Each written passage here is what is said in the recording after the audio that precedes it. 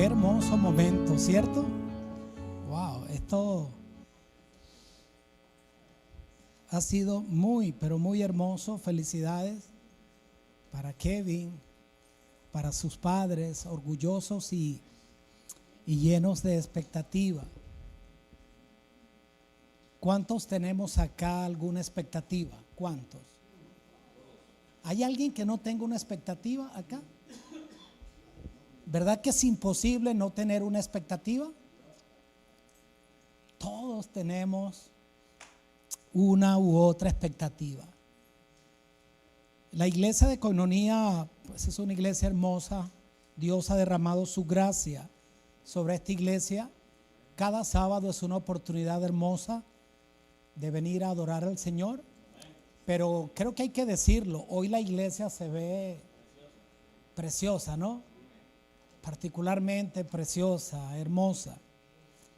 Y pues eso evidentemente genera en mí pues también una expectativa, ¿no? Una expectativa. Porque evidentemente siempre he entendido que estar acá delante del pueblo del Señor y de personas que vienen con un bagaje de necesidades y experiencias de la semana o de toda su vida, y definitivamente eso me llena a mí de un compromiso realmente tremendo, donde le pido siempre al Señor que Él pueda impactar mi vida primeramente, y bueno, a través de este servidor necesitado, poder entonces de lo que Él me ha indicado que debo decir de su parte a la iglesia en esta mañana, le pido al Señor que Él sea el que haga la obra en esta mañana. Vamos a inclinar el rostro una vez más y oramos. Querido Señor, qué momento tan lindo. Hoy yo sé que hay fiesta en el cielo, Señor, por Kevin, por todos nuestros hijos, por toda la adoración y la alabanza que te hemos dado. Oh Señor, tú sabes que viene de un corazón agradecido y contrito. Tú eres tan bueno, Señor, tan bueno. Y ahora que traes esta palabra poderosa, Señor, y necesaria para todos nosotros, no permitas que nada lo perturbe. Señor, que nadie le permita al enemigo estropear, estorbar, distraer su atención de tu palabra, Señor, que con tanto amor y urgencia tú traes para cada uno de nosotros. De verdad, Señor, permite que acá todos podamos realmente estar en sintonía contigo, como lo hemos estado durante toda esta mañana, y que en este momento especial sigamos haciéndolo. Lo pedimos, lo rogamos en el nombre de Jesús. Amén. ¿Es bueno Dios? Ay, cómo me encanta. ¿Cómo dice David? Dios es bueno. Cántenlo. Todo el tiempo. Todo el tiempo. Bueno es Dios. Para siempre es su fidelidad. Dios es bueno, bueno es Él. Ese himno me encanta, ¿saben? Me fascina porque no hay un día en el que yo ratifique en mi vida cuán bueno es el Señor. Es tan bueno que gracias a que es tan bueno, tengo una seguridad, como decía una parte del canto que le tomé desde allá un capture, que podemos tener, Ángelo, la seguridad de que nada faltará. Si conmigo estás y en la adversidad tú estás conmigo, nada me faltará. Si Él conmigo está en la adversidad, nada te faltará. ¿Alguien tiene alguna adversidad? ¿Alguien ha tenido alguna adversidad? ¿Todos? ¿A alguien se le ha movido el piso? ¿La vida de alguien ha temblado en algún momento? O quizá en este momento lo esté. Le compartí a Eliezer, a quien le agradezco tanto porque él siempre se toma el tiempo para colocar algo allí lindo, y siempre entonces le paso la información. Y cuando preparaba este tema, evidentemente fue imposible para mí relacionarlo con lo que ha estado pasando en el mundo desde hace unas 8 semanas para acá, que ha involucrado a mi país, que ha involucrado a Colombia y que ha involucrado recientemente, ayer creo que a Indonesia, ¿no? Entonces, cuando todo tiembla, la cosa es que hay ocasiones en las que tiembla, pero las cosas permanecen en pie. No es igual un temblor a un terremoto, ¿cierto? Sí. Y en mi vida creo que he pasado por diversos temblores, ¿no? Unos más fuertes que otros. Pero ¿qué pasa cuando más allá de ser un temblor, algo o todo se derrumba? Es increíble la cantidad de experiencias y anécdotas que hemos escuchado a lo largo de todas estas semanas. Como personas de la noche a la mañana, y estando todo aparentemente en quietud y tranquilo, de repente todo se vino abajo, todo se desplomó. Y eso trajo consigo que personas se quedaran realmente solas, que prácticamente familias enteras desaparecieran. Escuchar la historia de personas que dicen: lo perdí todo, no me quedó nada. Perdí a mi papá, a mi mamá, a mi esposo, a mis hijos y a mis hermanos. Ya no tengo nada, decía una señora, y decía: no me quedó nada. Ni siquiera me quedó un techo, no me quedó nada. No me quedó nada. Qué valiosa es la paz, pero qué inestable es la paz en el mundo. Por eso le pasé a Eliezer como idea central del tema de esta mañana, que vamos a hablar acerca de la paz.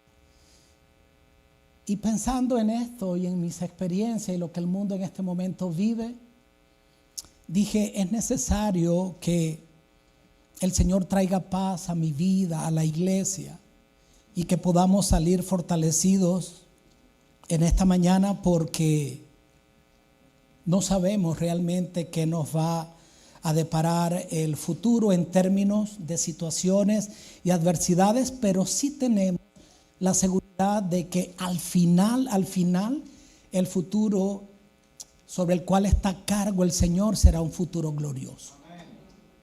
Por eso coloqué como idea central la paz que depende de las circunstancias. Esa será una paz frágil. Pero la paz que descansa en Dios es esa paz que puede permanecer aun cuando las circunstancias cambien. ¿Cuándo se rompió la paz? El Señor, cuando creó este mundo, lo ordenó todo y lo diseñó todo de tal manera que todo lo hizo perfecto y había completa paz. Pero cuando uno va a la palabra de Dios desde los inicios, el relato bíblico nos presenta cómo después que el pecado entra y se instaura en esta tierra, la paz se perturba, la paz se rompe. Y una vez que la paz se rompe, las relaciones se ven afectadas. Lo vemos allí en la Escritura. Cuando no hay paz, no puede haber entonces armonía.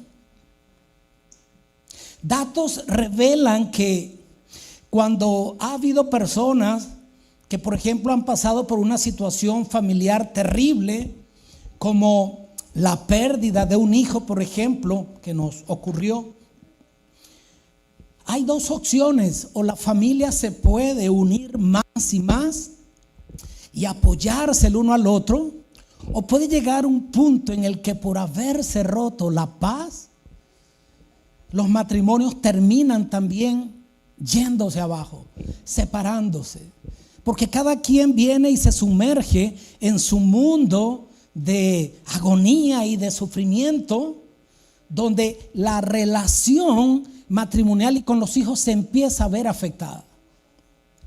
La Escritura nos muestra que apenas entró el pecado en este mundo, la paz se rompió. Y cuando la paz se rompió, ¿sabes qué? La armonía, la unidad, la relación íntima que el hombre tenía con Dios, esa también se rompió. Cuando no hay paz, usted se va a retirar. Cuando no hay paz, usted se aísla. Y cuando Adán y Eva permitieron que el pecado entrara en sus vidas, perdieron la paz, perdieron la confianza, y desde ese momento en adelante ya el venir y conectarse con su Creador no era tan placentero. Tenían temor. Por eso se esconden. Pero el Señor, sabemos que el relato bíblico dice que les busca. Y una vez que les busca y les pregunta, no porque no sabía, pero les pregunta qué hicieron, sabemos que después la paz que separó al hombre de Dios empezó también a separar a las personas entre sí. Se empieza a separar a Adán de Eva y se empiezan a culpar el uno al otro, y se rompe entonces esa armonía y esa relación. Posteriormente, cuando vamos a las Escrituras, es el relato desde el Génesis en adelante como una especie de arco iris, donde empezamos a ver una paz que se rompe, unas relaciones que se rompen. Pero ¿sabes qué? Qué lindo es saber que cuando llegamos al final de las Escrituras y los últimos 2 capítulos de Apocalipsis, podemos ver que el final de ese arcoíris es que esa paz que se distorsionó y se rompió es una paz que se restaura al final de la historia bíblica. Ese es el resumen de la Escritura. El hilo de la Escritura es un mundo que pierde la paz al separarse de Dios, pero que luego en esa transición cada ser humano tiene la oportunidad y el privilegio de creer y de entender que Dios está al control y que al final todo se va a restaurar como era de manera inicial. Quizás todos podemos pensar que el problema o la pérdida más grande la tenemos nosotros. Quizás a veces podemos pensar que el pasto del vecino o de los demás es más verde que el nuestro, y que nuestros problemas son los más graves, los más difíciles, y quisiéramos como que entregar mi problema y cambiarlo e intercambiarlo por otro. La Biblia nos demuestra a lo largo de todas sus páginas cantidades de casos y ejemplos de personas que incluso están tipificadas en la palabra de Dios y descritas como héroes de la fe, que también perdieron la paz. Desde Adán hasta el último ser humano que nazca sobre esta tierra, como alguien dijo, desde que nacemos ¿cómo? Llorando. Y si usted no llora, le dan para que llore. ¿Sí o no? Es así. Y tenemos ejemplos que van a servir para que nosotros entendamos que la paz se rompe no solo en tu vida, sino que esta ha quedado rota en la vida de muchas otras personas. Por ejemplo, se me ocurre pensar en algunos personajes que vamos a mencionarlos de una manera rasante y pero muy breve. Tenemos el caso de José, tenemos el caso de Job, tenemos el caso de David, tenemos el caso de Elías, tenemos el caso de los discípulos, tenemos el caso de Cristo mismo, que son entonces ejemplos y referentes de fe. Sin embargo, Pedrito, ellos pasaron por un momento donde también perdieron la paz. Y por ejemplo, cuando usted analiza la historia y el caso de José, por ejemplo, o el caso de Job, en el caso de José, usted se da cuenta que la paz a este joven se le rompe no porque él se apartó del Señor. José era un joven fiel, temeroso del Señor, pero de la noche a la mañana su seguridad familiar se acaba. De la noche a la mañana es vendido como esclavo por sus propios hermanos. De la noche a la mañana, infidelidad en todo momento. Vemos como por ser fiel cae preso, es acusado falsamente. Es decir, José tenía suficientes motivos para decir: pero ¿y por qué, Señor, si yo he hecho las cosas bien? Quiere decir, en la historia y a la luz de la historia de José, que el hacer las cosas bien, amar y temer a Jehová, no necesariamente es garantía de que tu paz no va a tambalear. Cuando nosotros vemos la historia de Job, es una historia pues hiper recontra conocida por todos nosotros. Vemos cómo un hombre que tenía y había edificado su vida y su hogar sobre una base sólida como era el temor a Jehová, dice la escritura de que era un hombre, el hombre más perfecto que había sobre la tierra, temeroso de Dios. Pero sabemos que la historia de Job cambió en un instante. Y él no tenía el libro de Job. Qué bueno hubiera sido que él tuviera el libro de Job. No tenía el libro de Job para conocer el trasfondo de su sufrimiento. Él no sabía las razones de por qué estaba ocurriendo lo que estaba ocurriendo, como tú y yo lo sabemos. Entonces, en la vida de Job vemos cómo se viene abajo todo de un momento. Supongo, imagino que hubo un gran temblor y un terremoto cuando perdió a sus 10 hijos.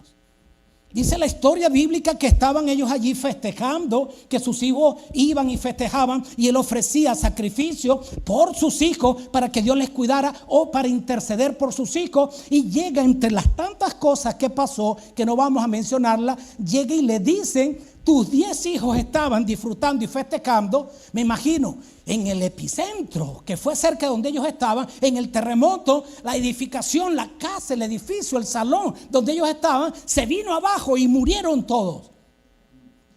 Los 10 hijos en un solo momento. Yo perdí uno. Y la sola idea de imaginar que pudiera perder otro, yo digo, creo que no lo soportaría. Pero él perdió a los 10 hijos en un día. ¡Wow! Y resulta que en la historia de Job encontramos algo importantísimo. Job pregunta, y como es natural, él dice: ¿por qué, Señor? Claro que sí. Job pregunta y él dice por qué. Él quiere saber la razón de por qué él sufre. Pero ¿sabes una cosa? ¿Le respondió el Señor? ¿Le respondió, sí o no? Sí, le respondió. ¿Y cómo le dijo? Mira, Job, te voy a explicar. No es que tú hayas hecho algo malo, es que Satanás vino a mí y me dijo, y yo le dije: has visto a mi siervo Job, que no hay como él ninguno en la tierra. Y él vino y me dijo: Satanás, Job, no, claro, como él no va a obedecer a un Dios de balde. Él no tenía el libro de Job, él no conocía el trasfondo.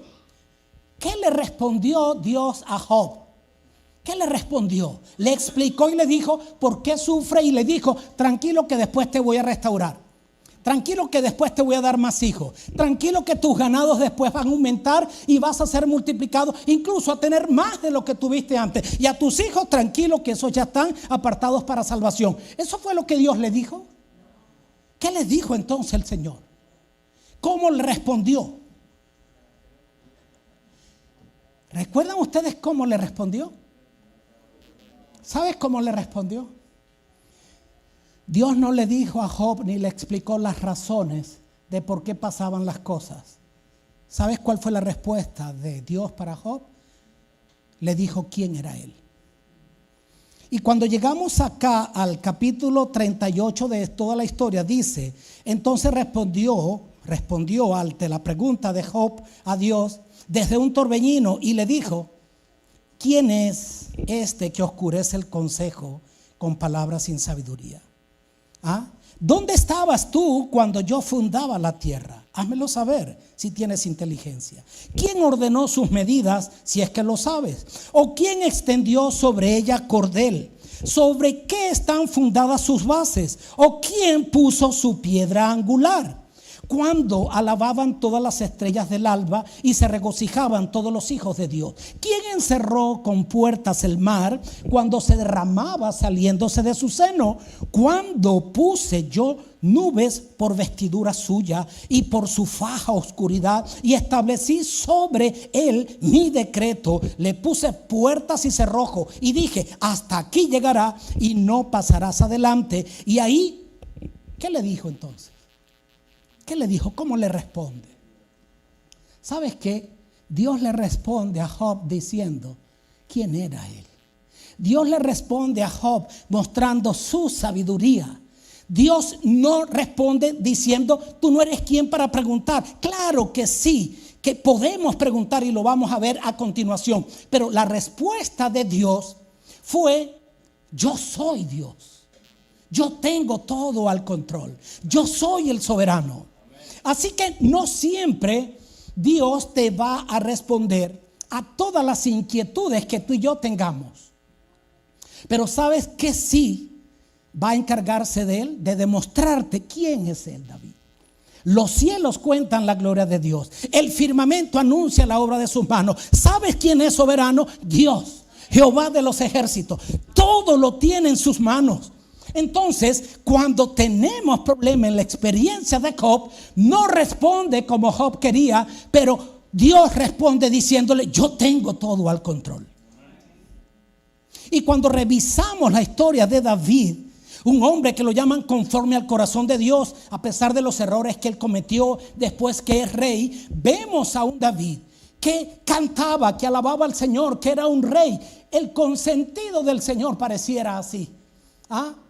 Que allí llega un momento de desesperación donde David entonces le dice al Señor: ¿hasta cuándo, oh Jehová, me olvidarás para siempre? Óigame, eso para mí denota un punto de angustia y de desesperación donde David pensó que Dios o no existía, o si existe, no te importo. ¿Hasta cuándo, Señor? ¿Te vas a olvidar de mí para siempre? Pero ¿sabes una cosa? ¿Qué hizo David? David fue capaz de ir a Dios con su carga y su ansiedad y decirle lo que sentía.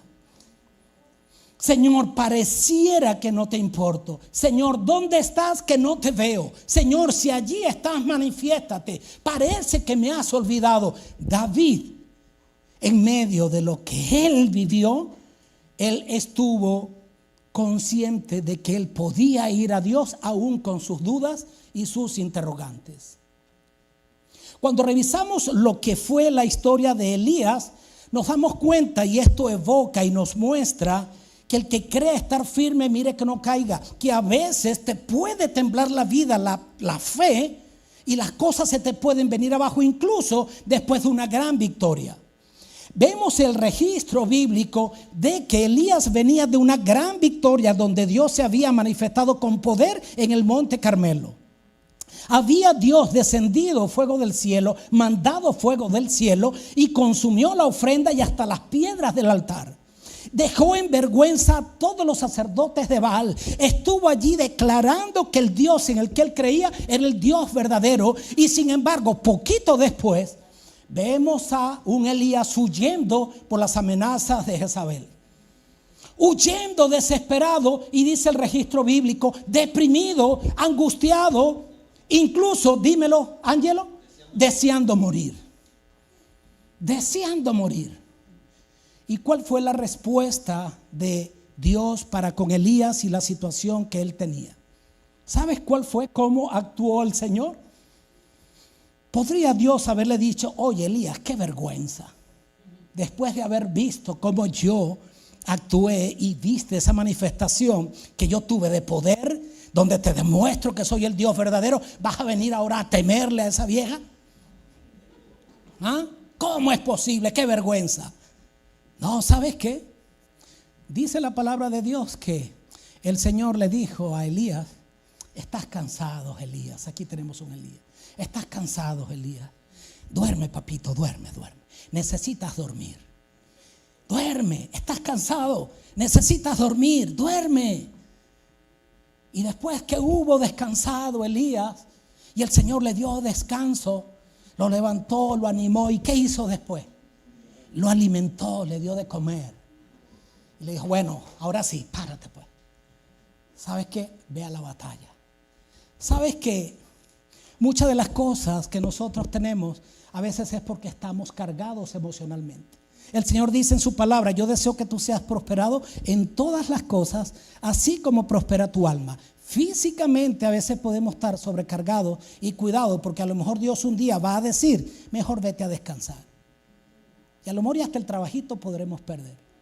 A lo mejor eso que tanto nos agobiaba y en lo cual habíamos puesto nuestra confianza y que me llenaba de ansiedad, posiblemente el Señor te va a hacer o me va a hacer entrar en un momento de reposo donde ya tú dejes que todas tus cargas en las manos de Él. Es posible que estemos con una carrera loca por la vida, como alguien dijo, paren el mundo que me quiero bajar. Que a lo mejor necesitamos un momento de descanso, de quietud, de tomarte un día para repotenciarte y entender que no todo en la vida puede ser la angustia, el trabajar. Y eso hizo el Señor con Elías. Le dio reposo, lo puso a dormir, lo alimentó.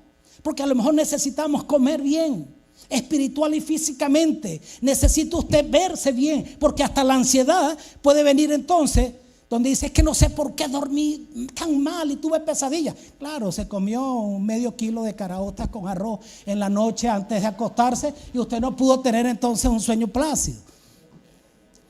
Es decir, todo está tan relacionado una cosa con otra que dentro de los planes del Señor a veces Él te puede dar la orden de que debes descansar. Pero ¿sabes una cosa? ¿Por qué menciono todo esto? Y finalmente menciono el ejemplo de Jesús. Porque en Jesús mismo, siendo Jesús, es alguien que sintió también temor. Es alguien que también estuvo ansioso. Por eso la Biblia nos presenta la escena del Getsemaní, donde Jesús ora y le dice, mi alma está abatida hasta la muerte.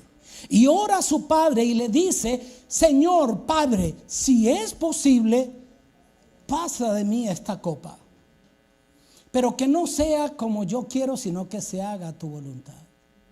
Te voy a decir una cosa, mi querido. ¿Por qué menciono todos estos ejemplos? Porque probablemente a veces creamos que cuando nos sentimos así es porque no tenemos fe, es porque entonces es posible que sea por eso. Pero ¿sabes por qué ocurre? Porque somos humanos. El Señor tiene compasión de nosotros, se acuerda de nuestra condición, dice la Escritura, sabes que somos polvo. Él nos tiene paciencia, Él entiende nuestros temores, Él permite que preguntemos por qué. No debe usted en medio de la situación que tiene querer esconder cómo se siente. Porque ya Dios sabe de antemano cómo usted se siente y Él lo entiende. Pero hay una cosa importante. ¿A dónde tú vas cuando todo tiembla en tu vida? ¿Cuáles son esos depredadores de la paz que cada día, a los que cada día estamos expuestos? Te voy a mencionar algunos depredadores de la paz.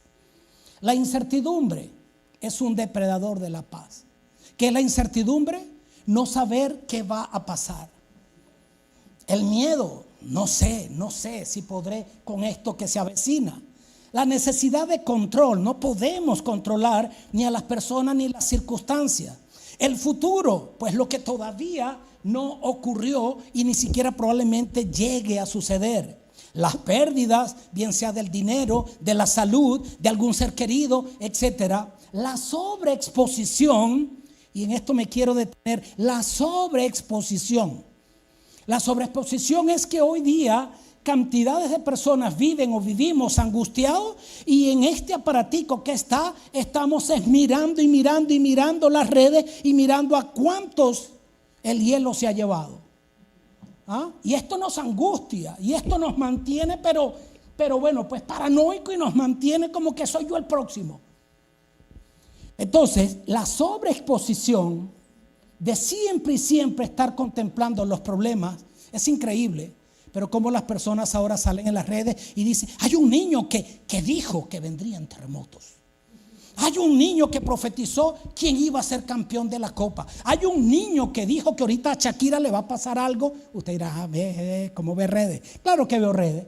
Entonces, ahorita se le da más credibilidad a lo que los supuestos profetas andan diciendo por allí. ¿Acaso no tenemos nosotros la historia bíblica más segura? ¿Acaso nos debe extrañar todo lo que está ocurriendo cuando el Señor claramente dijo? Y le voy a decir una cosa, que hay una buena noticia. ¿Y sabe cuál es la buena noticia? Que esto se va a poner peor. La buena noticia es que esto se va a poner peor, mi amigo. La buena noticia es, y dice la Escritura, cuando veas que todas estas cosas comienzan a suceder, ¿qué deben hacer? Erguíos y levantad vuestra cabeza, porque vuestra redención está cerca. La buena noticia es que no va a haber paz.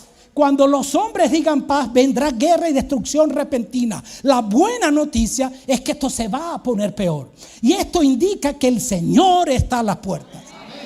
Es así. Todo lo dice claramente.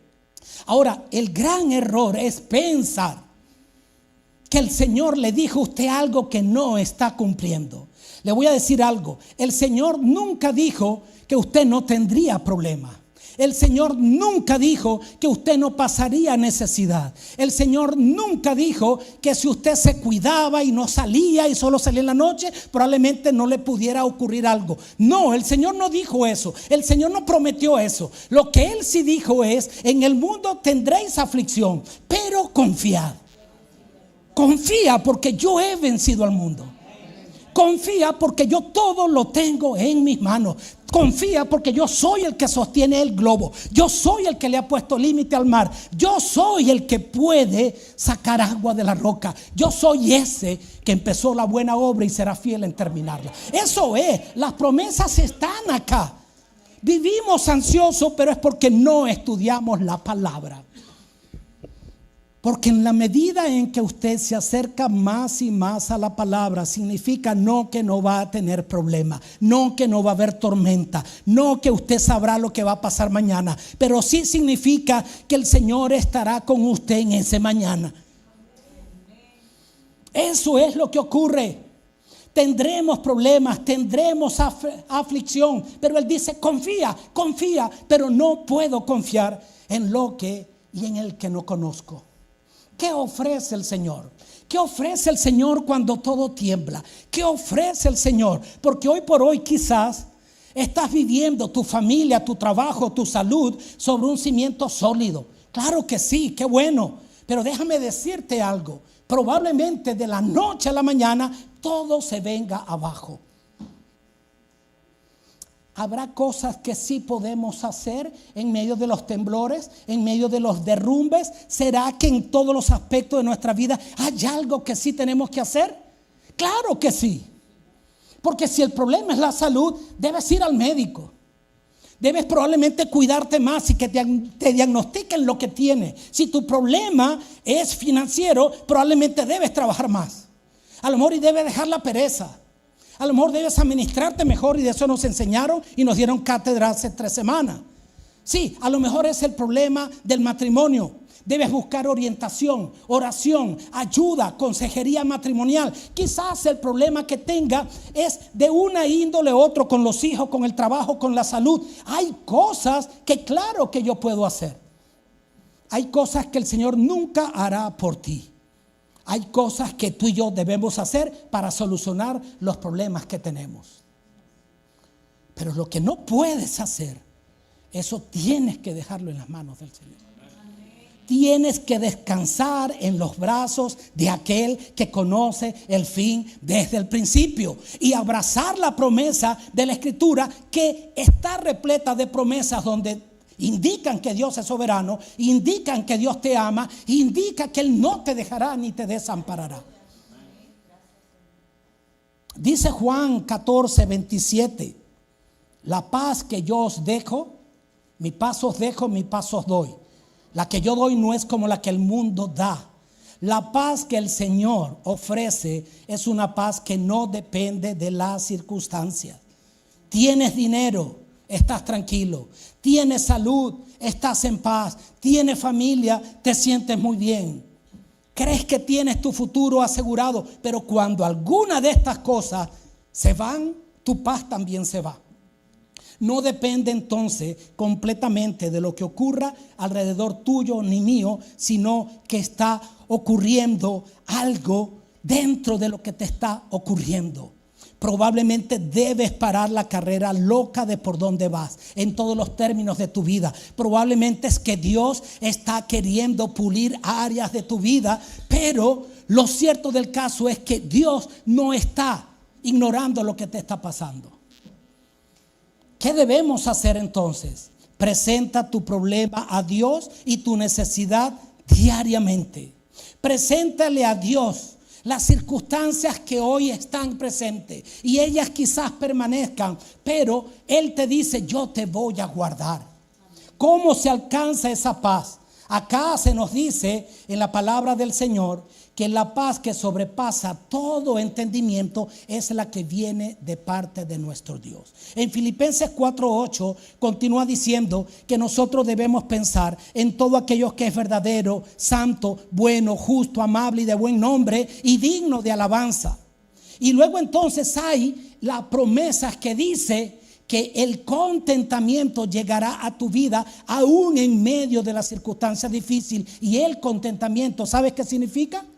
No que tú vas a estar feliz y riéndote cuando algo malo te ha pasado, pero el contentamiento será el contentamiento que tuvo Pablo cuando dice en la palabra: he aprendido a estar ¿qué?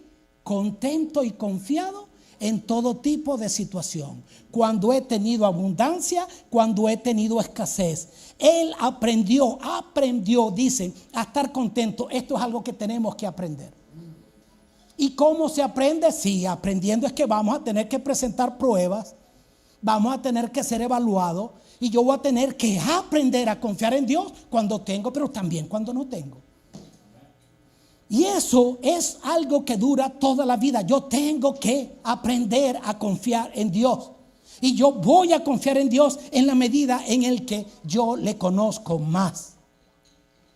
Quizás esté hablando para con alguien que en este momento está pasando por una situación difícil. Yo tengo mis situaciones difíciles. Pero el Señor me decía en esta semana: tranquilo, confía. Yo estoy al control. Confía. Las cosas que no puedes tú resolver, déjalas en mis manos.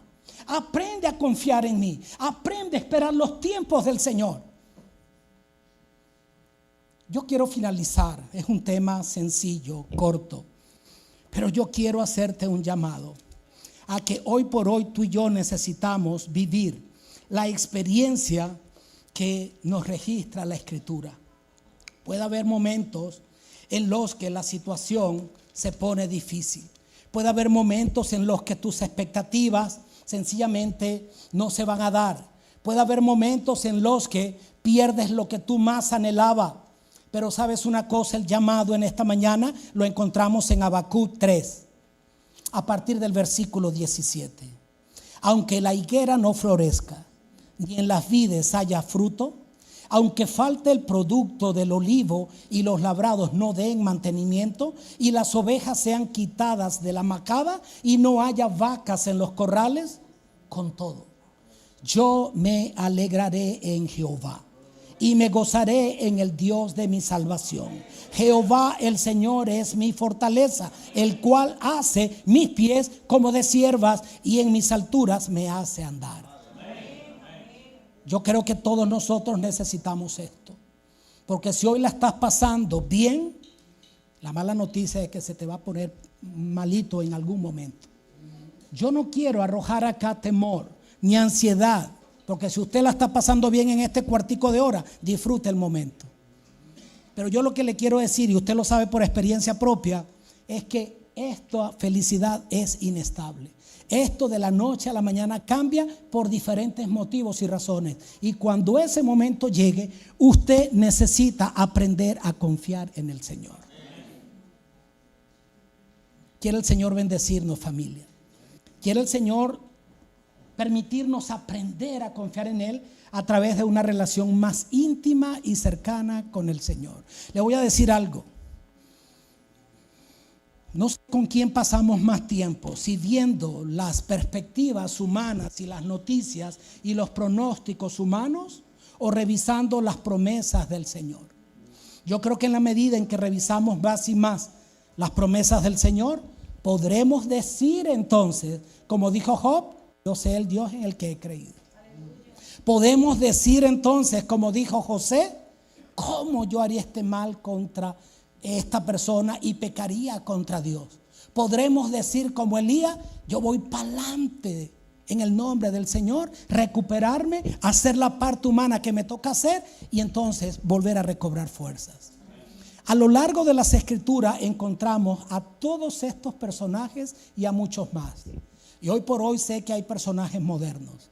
Probablemente hay un Pedrito aquí que ha pasado por circunstancias difíciles. Tenemos un Elías moderno que tu vida no ha sido fácil. Tenemos a David, a Roxana, estoy yo, está mi familia, está cada uno de ustedes que yo les pregunto, ¿se les ha movido el piso? Claro que sí. ¿Y usted cree que necesita esta palabra? Claro que la necesita. Usted necesita saber que Dios está al control. Usted y yo necesitamos saber que ese Dios que le creó le ama y Él le va a sostener. Cuando ese problema llegue, declare en el nombre del Señor que Él está al control. Que ese que empezó la buena obra la terminará. Deje a sus hijos en las manos del Señor. Deja a este chico en las manos del Señor. Te preocupa y te entristece tener que mandarlo a la universidad. Y está, pero ¿sabes qué? El ángel de Jehová guarda alrededor de los que le temen. Y ese es un niño que ha crecido bajo el temor de Jehová. Es así. Nuestros hijos no son perfectos.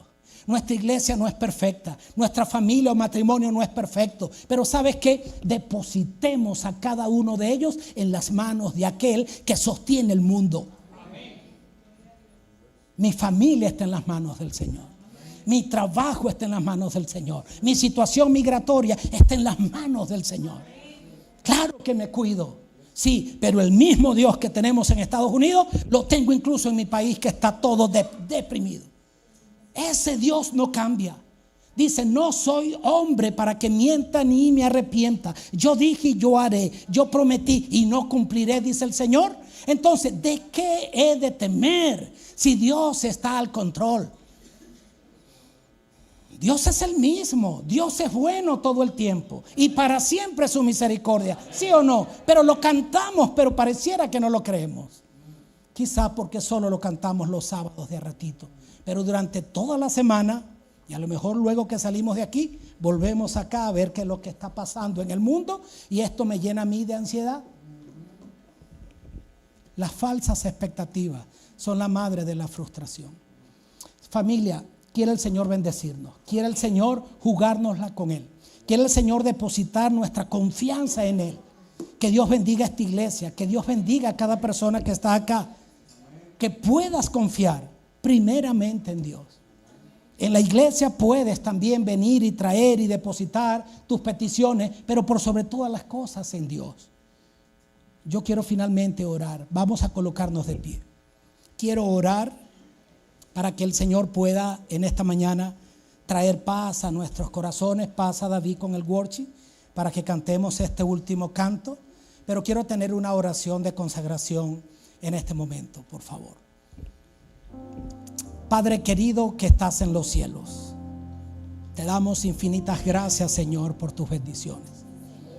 Te damos gracias porque una y otra vez tú nos has ratificado de que tú eres soberano, de que tú has estado y estarás al control de absolutamente todo. Nuestra vida te pertenece, nuestra salud te pertenece, nuestra familia te pertenece, nuestros hijos te pertenecen.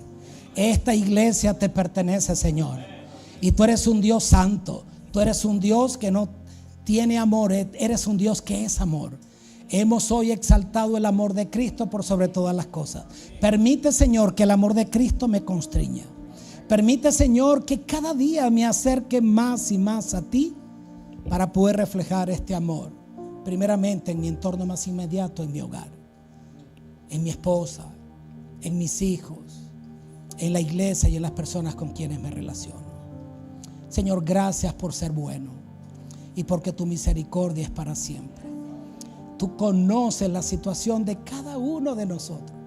Conoces los planes, los anhelos, los temores. Conoces cada pérdida que hemos tenido. Pero ¿sabes qué, Señor? Abrazamos tu promesa de que tú no cambias, de que tú estás al control y que finalmente, Señor, esto pasará. En este arco iris de la historia humana, comienza tu palabra con una paz quebrada, pero finaliza con una paz restaurada. Señor, ayúdanos a confiar en eso y a ser parte de los santos que han de disfrutar de la eternidad, porque hemos confiado en ti y hemos aceptado el regalo de la salvación. Gracias por escucharnos, gracias por contestarnos. Recibe esta última alabanza que la damos como ofrenda grata a ti, donde te reconocemos como el Dios soberano. Lo pedimos, lo agradecemos, lo suplicamos en el nombre de Jesús. Amén. Amén. Vamos a alabar el nombre del Señor por última vez y luego quedaremos despedidos.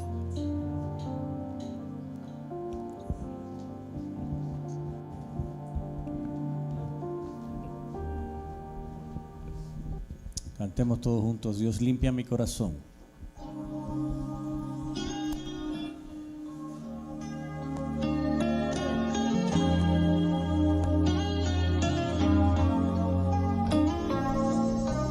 Dios limpia mi corazón.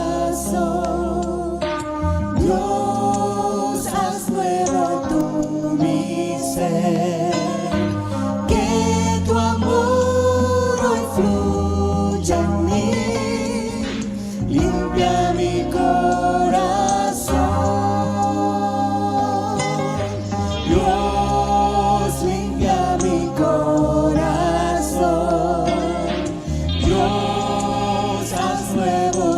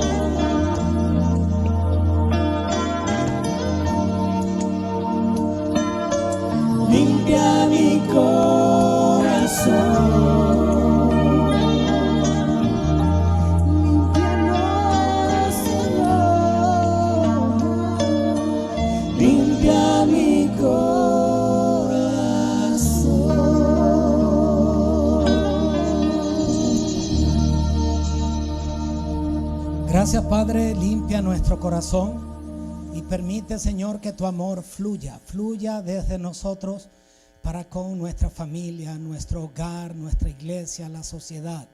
Despídenos con tu bendición, por favor. Lo pedimos en el nombre de Jesús. Amén.